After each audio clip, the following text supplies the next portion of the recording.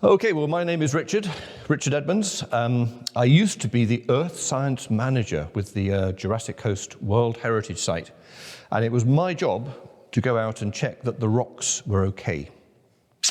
And really, it should have been the easiest and simplest job in the world, because as long as the cliffs are falling down, they are okay. We're happy. You don't have to actually even do anything. But if I had a meeting, so I was based in Dorset County Council, if we had a meeting somewhere on the coast and the tides were right and I had a spare bit of time, I'd go out and check that the rocks were okay.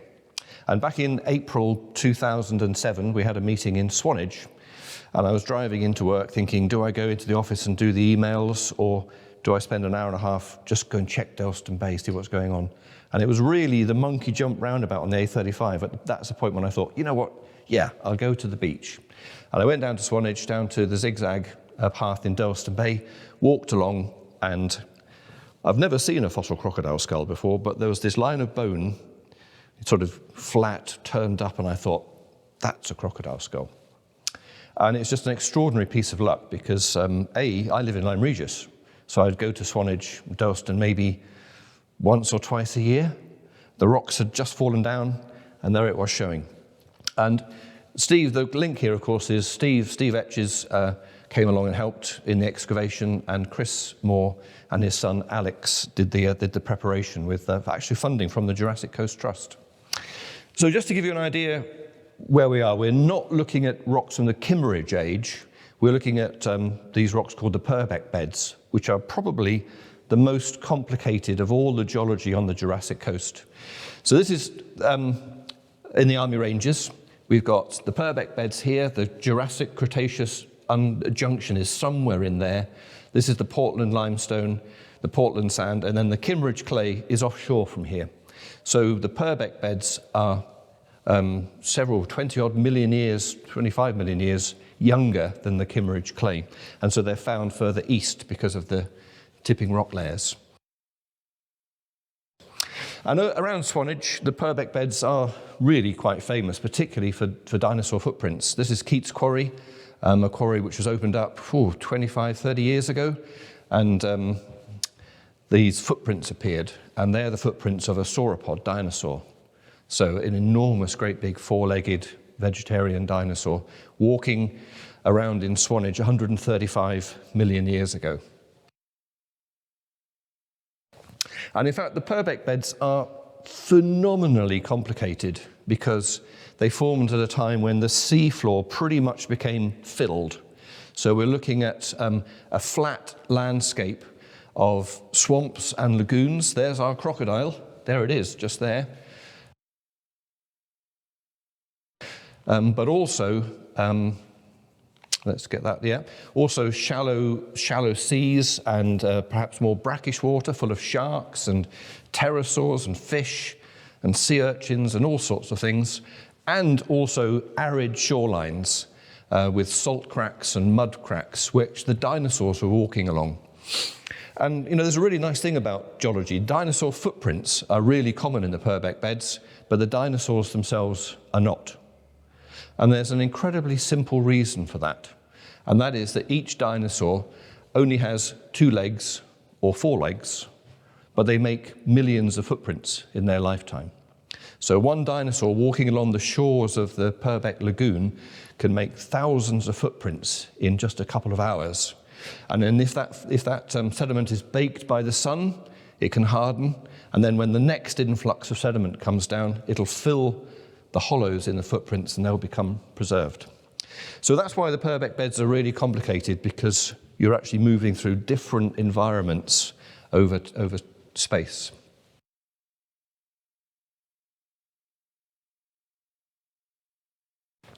So here we are down at Dorset Bay. We're towards the top end of it. This is called the cinder bed, which is one of those marine events full of oysters, or largely marine, possibly marine. I mean, you never know, there's so many experts. Somebody will say, oh, it's not marine, it's actually hypersaline. It's full of oysters. And here is the site where I found the crocodile. You can't really see very much, but you can see there's been a rockfall and big cracks running through here like that. And that's the location of the skull. What I saw was this, in cross-section. There you are. Bone. Bone's very, very distinctive. You can see the marrow-like structure. You can see the pattern of the shell itself. So as I say, I've never seen a crocodile skull before, but I thought, yeah, that's what that is. And I looked around on the fallen block right next to me, and lo and behold, there was the other half of it, just lying in this enormous, great big slab, probably weighed more than a ton itself. And because it was ex situ, so loose, it's perfectly acceptable to go in and collect and rescue that bit straight away. And that's what me and Chris did. Pretty much within the next 2 or 3 days, we came across from Charmouth and Lyme. And, oh no, Steve, you were there as well. Sorry, correction. You were there for that. No, I wasn't. You weren't? Okay. No, I wasn't. Maybe you weren't. I think you were. That was afterwards. No, that's the loose bit. Do you know? Yeah, isn't it time? Oh, God. Oh, boy. So that didn't take very much to get out. And then when it comes to the rest of it, well, yeah, there we are. Simple job to get that out. Although it still was quite tough stuff, wasn't it? You were definitely there, Steve. Definitely. Definitely was, yeah. And Chris got his son Alex to start cleaning it, and I got this phone call saying, Richard, you really need to come and see what's in the workshop. And we looked at that, and it's like kind of, wow, that's really nice. You can see that this is the broken face, so the rest of the skull is in the cliff face there. Here's an illustration of this crocodile, Goniophilis, and you can see that what is in the cliff face is the rest of the skull. And that, looking at that quality, it was going to be an absolutely spectacular specimen. And here's our problem. It's under we reckon about 25 tons of rock. Yeah, a lot of it. Yeah, it's a heck of a lot. But luckily, loose rock. You can see a crack running up through there. In case of pushing it off. Yeah, so there was no way we were going to burrow underneath that. It would have to come down. So being the earth science manager, I gave myself permission to excavate it. But I still had to get permission from the landowner, who was Swanage Town Council, and also Natural England. And that took about 3 weeks. And it was really quite a worrying time because, you know, what if someone else comes in and starts chipping away, hacking away at it? I actually used a little trick, which is you take powdered rock and superglue, paint the superglue onto the bone, and then blow the rock over the top.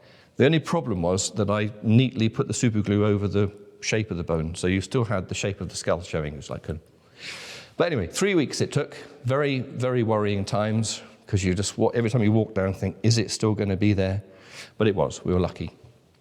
And so we got all our permissions. Steve, by chance, what's going on here? Yeah, there we go. Steve, by chance, happened to have a neighbour with a 20-ton ex-fire brigade hydraulic ram. Very handy piece of kit. Very handy indeed.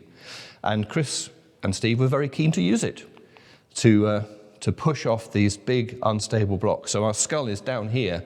You can see there's no way you're going to want to work underneath that. It's going to come down anyway, so why not just take it down and then do it safely? And here are the boys having a very nice time. Isn't it funny? This is 2007. If that was today, that would all be handheld, mobile phone, 4K video. But those were in the days when I had a brick for a phone. And it was called a telephone, and you used it to make conversations with people. Do you remember those days? No? Look at this, happy faces. So they were complaining that they were doing all the hard work while I was checking that there was no one underneath the cliff. But, you know, somebody had to do it.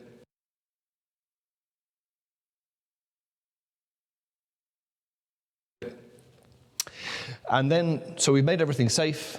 The hydraulic ram, again, very, very handy to prop up the bits where we really couldn't get any further back. And then it was just a matter of working away. Oh, another really handy little tool, lorry jack. Or if you're from Manchester, as Chris is, it's a lorry jack, isn't it? A lorry jack, 10, 12-ton lorry jack. Very handy piece of kit for lifting up rocks. It was around this point that the Coast Guard turned up. I'm in the Coast Guard, but in the Lyme Regis team, I'd phoned, as was then Portland Coast Guard, to say that we will be doing an excavation in Dorset Bay, and I guarantee somebody will phone it in to you. So they put it down, but they put it down on the Lyme Regis log, not the Swanage log. So sure enough, the Coast Guard turned up. What the hell are you doing? And it was like, it's all calm, it's all right. We've got permission. We're doing it all. You know, we're not wearing hard hats, but we've removed the overhead hazard. You know, it's our choice there, really. But it was a hot day, wasn't it, Steve? It was, yeah. It was a very, very hot day in April. The sun was blasting in. It took about 7 hours to get in there, to take all the rocks off the top, and finally get in. Look, there's the bone. There it is there. And you can perhaps just see the outline of the skull going back into the rock. We didn't want to break it, so you've got to go, you know, really far back in to make sure you're not going to split and break that when it came out. And it just got harder and harder and harder, and we started using bigger and bigger and bigger hammers, bigger and bigger chisels, and the thing just stayed there, it didn't move. I mean, even I got quite hot. And that is relief. That really is relief from hours and hours of really hard work. Relief that we've got it out, relief that we haven't broken it as well. And you can see all the different bits of kit that we've used there to get it, bars and the works. Can we just add, the best thing of all for this day was the most useful thing Richard did. We went and purchased some bottles of water for us. Oh, thank you, Steve. I like to be helpful. I did have to help you out a little bit when you were getting tired. Yeah, I'm blowed. So, look, there it is before. In fact, what I've done there is I've piled up a whole pile of rocks in that layer there to hide it. What's next? That's what it looked like after we'd finished. It did look a lovely, clean, natural-looking thing. But again, it's just a rock fall. We just facilitated the rocks falling down. You've got to point out, Richard, that the height that we took these blocks off at, because we started right up at the top, yeah, and removed all the overhanging stuff, and it was probably 4 or 5 big blocks that tumbled down. That's why the Coast Guard came, because they had this crashing, and people were complaining that half the cliff was coming down. There were 2 people working, and destroying the cliff. Anyway, what I really like about this is back in August. Look, there's the impression of that snout. All that work that we did to get it still there. Really nice. So again, looking the other way, looking sort of northwards, that's before, and you can see the big crack in the cliff up there. And after we finished with those big blocks, Steve, there they are, look. Yep. I mean, I reckon some of those were probably 2-3 ton. Oh, at least some of those, yeah, even more, some of them. But again, it would have fallen down anyway. And then a few months later, it looks just like any other part of Dorset Bay, a natural rockfall. I mean, this is the thing about fossil collecting. It's very different from other forms of conservation. We always think of conservation as being something where you stop people from doing things or whatever. But actually, with fossils, you actually need to collect them.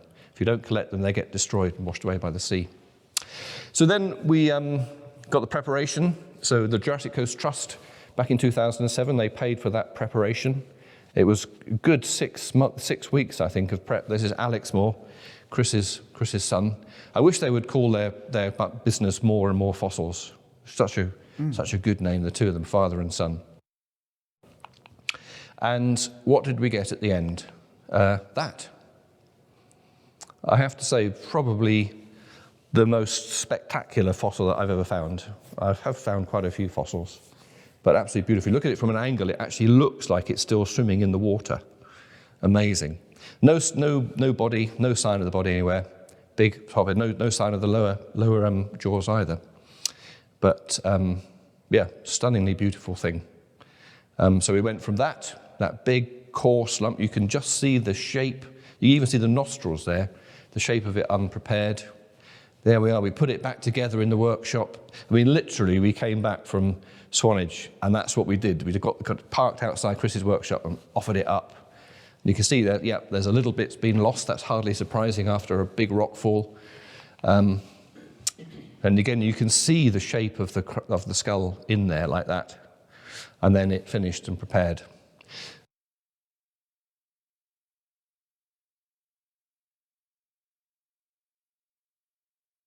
So it's a bit confusing. These are the eyes here. These things here are the temporal fenestrae. They're where the big muscles come through from the lower jaw up to the top of the skull to operate the jaws.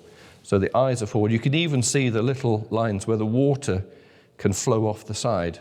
These two holes here are where the enormous lower jaw teeth come out through the sides. And this is, we think, was some sort of abscess or other on that side there. Yeah, lovely, lovely specimen.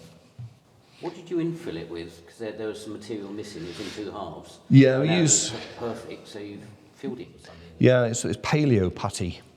So various types of epoxies, really, you can use. And then Chris's other half, Tracy, she painted that in as well. Actually, once it was in the County Museum and exposed to sunlight, this stain has come up. It's changed colour again because it was left in the sunlight. In museum conservation, they usually put just an undetailed line of, say, putty in there.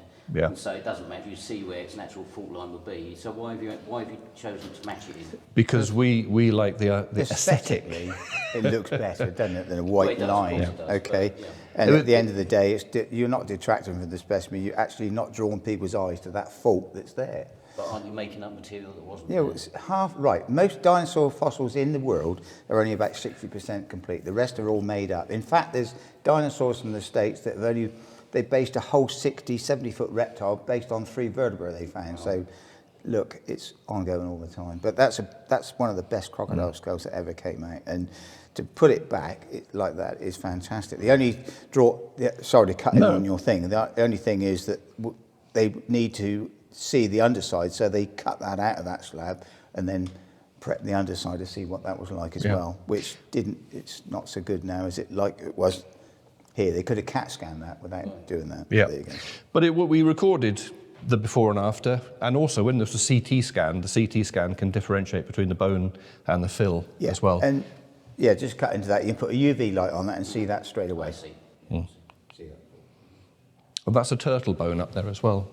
And then all of these are little seashell or shells that were living. So this was a lagoon here, and that crocodile got washed in. Also, to add to that, I was going to say you found some fantastic material. You're just going to come on, carry on. Well, I didn't find this. Chris spotted this tiny little circular structure. There's a scale 2 centimeters. There was a whole slab full of them. Carbonaceous plant material, never been recorded before. It literally was there for about 2 or 3 weeks, wasn't it? And then the sea just washed them away. Yeah, but that's it. A few weeks later, all gone. Just a little tiny outlines there. So it's amazing what the rock falls give you the opportunity to see things. If you don't go regularly, you miss them. And again, here's another whole bed absolutely full of fossil wood. So we can get a really nice glimpse. Those environmental reconstructions are not sort of made up. We look at what the rocks contain. They contain crocodiles, they contain turtles, they contain shells, they contain wood. We can visualize that lost world.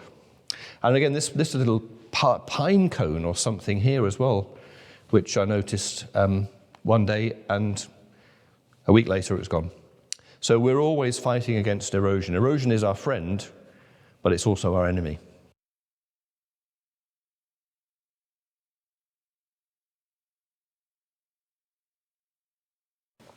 And yeah, just to finish with, it's been described as a new species. It looks just like the other one, doesn't it, Steve?